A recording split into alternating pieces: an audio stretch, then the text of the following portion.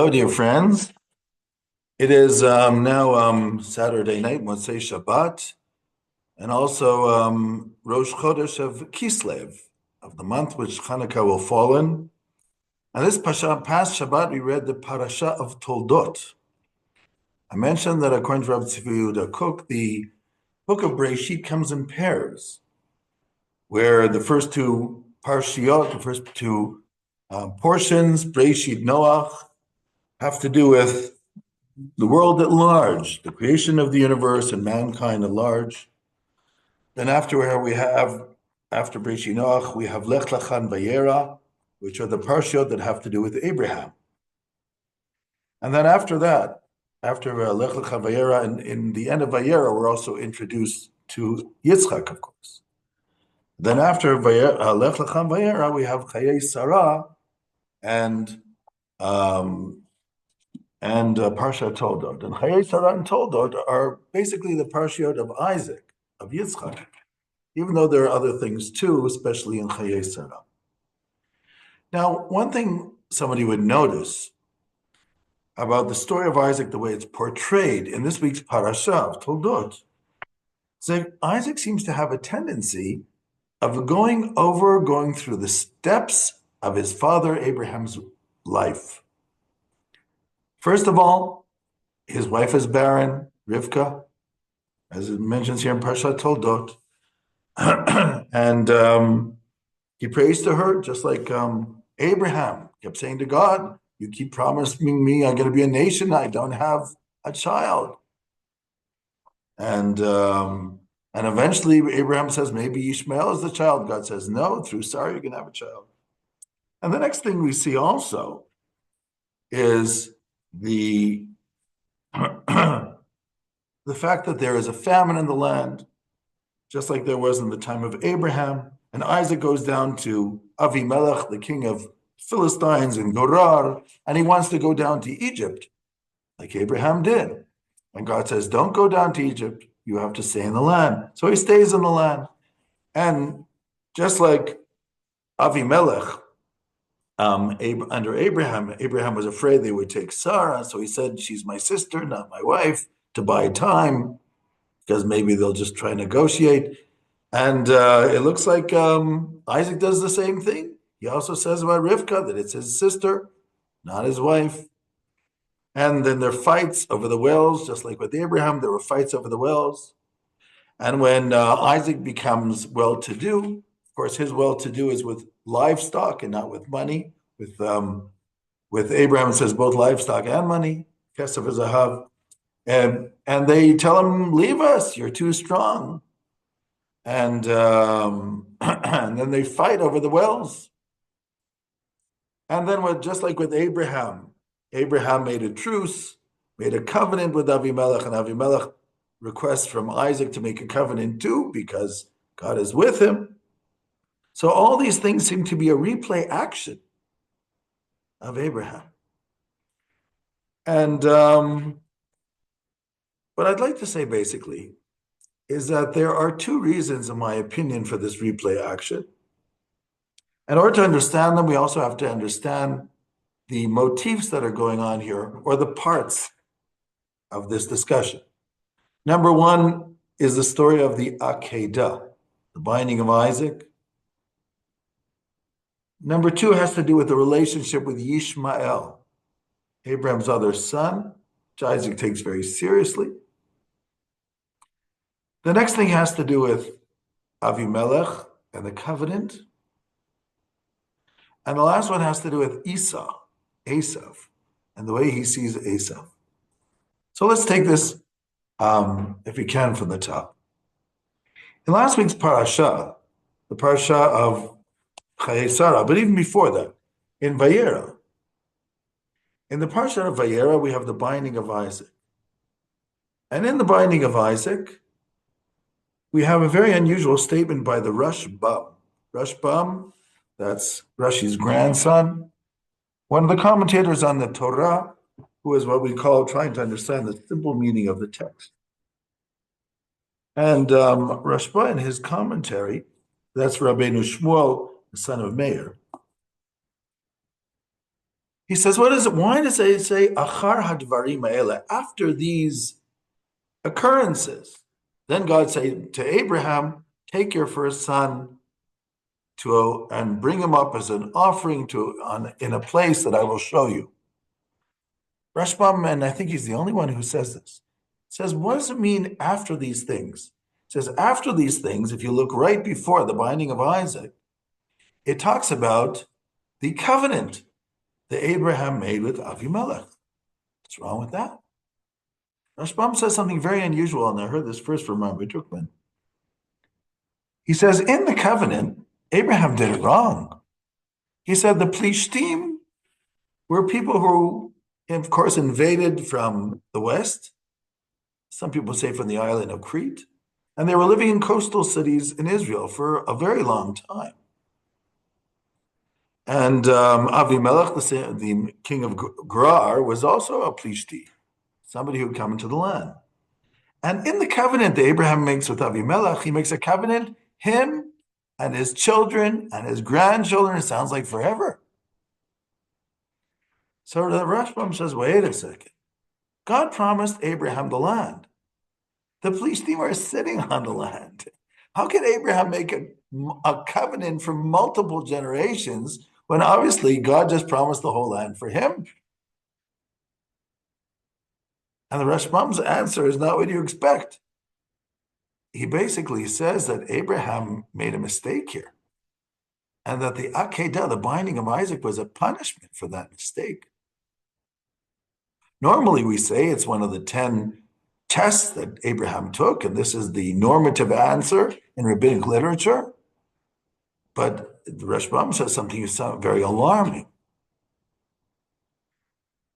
I want to put that aside. Now, therefore, by the way, if you look at the way, I'm going to jump to item number 2. When, anyhow, I want to talk about that, but I want to get back. So what exactly is going on here? Why is Isaac going through the motions of things that happened in Abraham's time? When somebody goes through the motions of something their parents do, it's because they want to understand it. In particular, in this case, because Abraham has God's promise that he will become a great nation. And through Isaac will be a special nation. Because Abraham will be the father of many nations, and Isaac will be the nation that God's chosen, which will become the nation of Israel. So Isaac wants to understand his father very well, so therefore he wants to go through the footsteps of what his father did in life. He actually wanted to go down to Egypt too, but God told him, don't go down to Egypt. When you go through the footsteps, you start understanding certain things that happen when you go through those circumstances. But I think there's something else here, because Isaac knows that he's different than his father. So he wants to go through the motions of these occurrences, but in his own way. Different than Abraham. In Kabbalistic literature, Abraham is called Midat HaChesed, loving kindness. And Isaac in Kabbalistic literature is referred to as Midat Hadim, stern judgment. He looks at the world differently than his father. He understands the limitations. He understands justice and law in addition to looking kindly at others. And he wants to do it his way, because the new generation sometimes has to put their understanding in, not because they're trying to be different, because this is the way they understand it. Now, when Isaac is going to go through, there's various things that Abraham did, he's going to do it differently. I'll start off from step 1. Isaac, right after the Akedah, the binding of Isaac.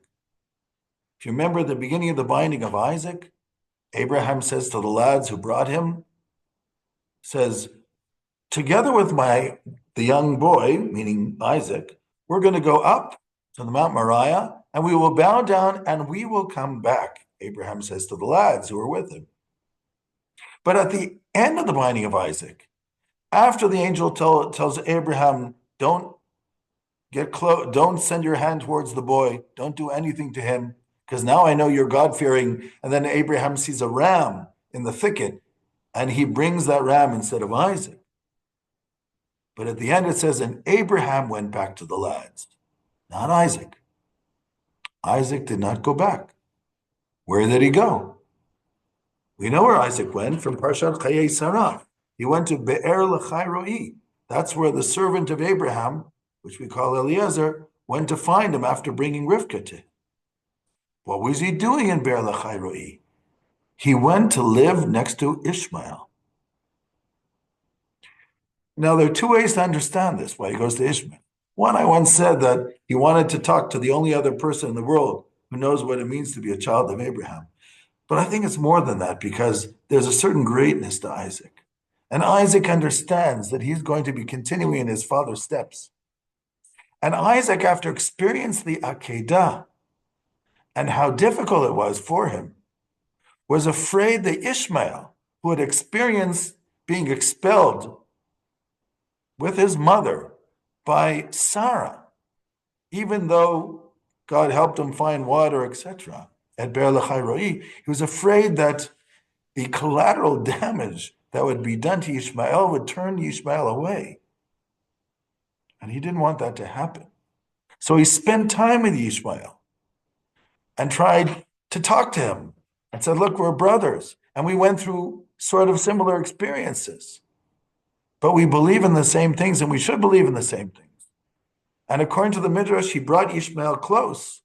And the Midrash says at the end of Chayei Sarah, that when it says, when Abraham died, it says that Isaac and Ishmael buried him, even though Ishmael was the firstborn. But the Midrash says that Ishmael said to Isaac, you're the one who's continuing the promise of Abraham. Your name should be first. The Midrash says it means that Ishmael did tshuva, which means Ishmael went back on the right path and decided to work together with Isaac. So Isaac, in that sense, saved Ishmael. And even after he marries Rebekah, he goes to live in Be'er L'chai Roi. They remain neighbors during his lifetime.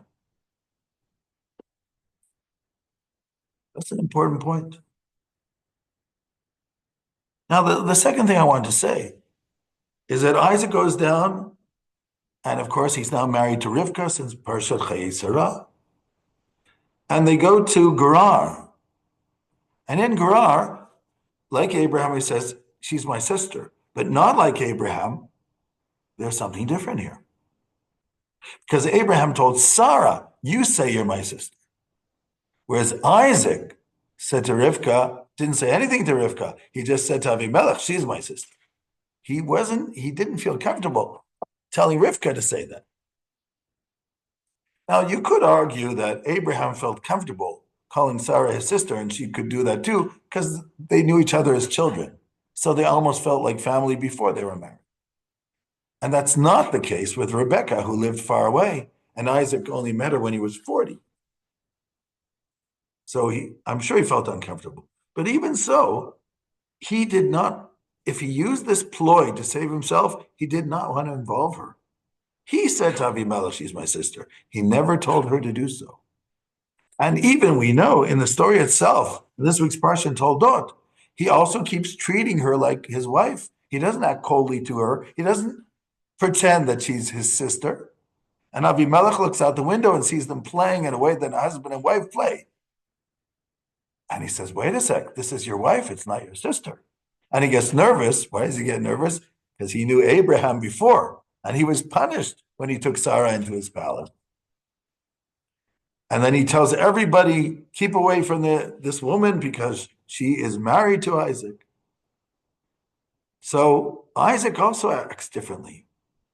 Maybe he was trying to change things. Maybe he wasn't happy what happened with Sarah and the way that she was sort of treated by Avimelech.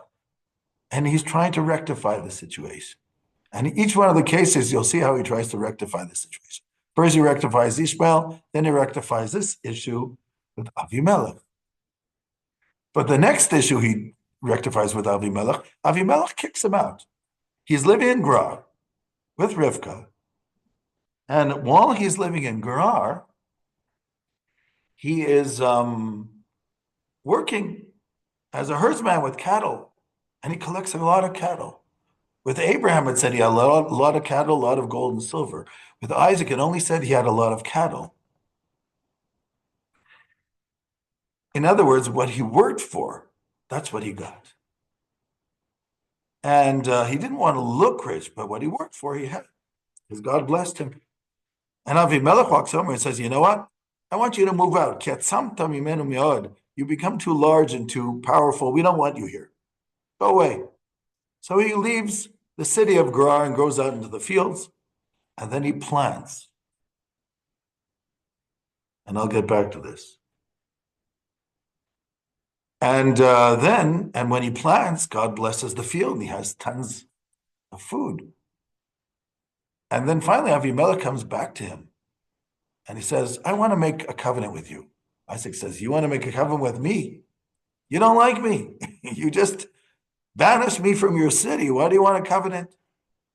And Avimelech says, well, I see that God's with you, so I don't want to take any chances. Let's have a covenant. Isaac says, what's the covenant? The covenant will be, I won't hurt you, you won't hurt me. Isaac says, okay, I won't hurt you, you won't hurt me. And they called the area Beersheba because there they took an oath. Is it the same Beersheba of Abraham or is it a different one? That's also an argument among commentators. But the difference here between the oath that Isaac took and Abraham was, Isaac said, is between me and you, not later generations. I'm not going to commit for later generations. They'll do whatever they want. I'll commit between me and you that we're not going to hurt each other. Later generations, if they feel they have to take over the land and you're interfering, that's up to them. Isaac also shows, if God promised me the land, he's the only one of the forefathers who actually plants. He plants a field of grain and God blesses it. He wants to show, God promised me the land, it's mine. I can plant where I want. And he plants outside. In that Sadeh, Asher Baruch Hashem, as it says, the field that God had blessed. So this is another thing. Second thing that Isaac wants to fix.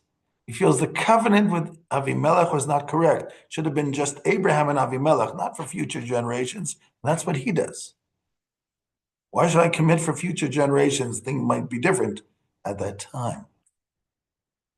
And also in the relationship of the plot that he did, or let's say the trick he did with Rebecca, he didn't involve Rebecca.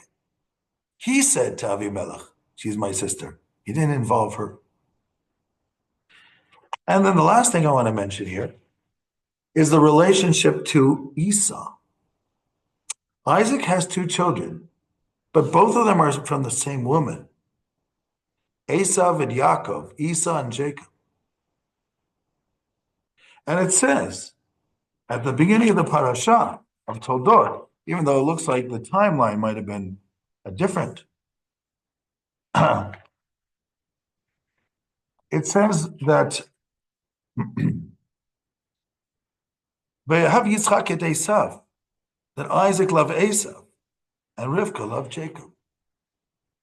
Some people say, oh, maybe he didn't understand who Esau was. No, he did. He knew the shortcomings of Esau.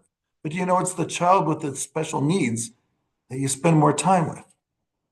And this is the way Isaac saw it. Isaac thought, look, if I worked with Ishmael and I was able to bring Ishmael around and bring him back to the fold and we got along, I can do the same thing with Esau. He is my son and Rivka's son. He's not even from a different mother.